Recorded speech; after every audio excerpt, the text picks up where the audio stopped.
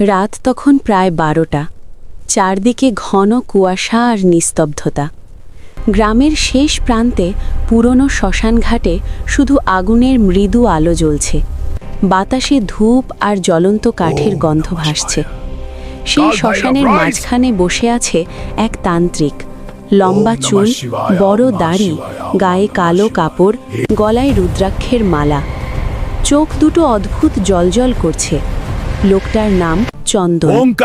গ্রামের মানুষ বলে সে নাকি সাধারণ মানুষ না। রাত হলে সে শ্মশানে গিয়ে তন্ত্র সাধনা করে। কেউ সাহস করে কাছে যায় না। সেই রাতে হঠাৎ শ্মশানের পাশের পুরনো বটগাছের ডাল নড়তে লাগলো।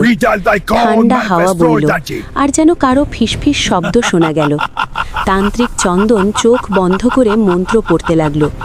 ওম কালিকা, ওম ভৈরব। হঠাৎ আগুনটা একটু উঁচু হয়ে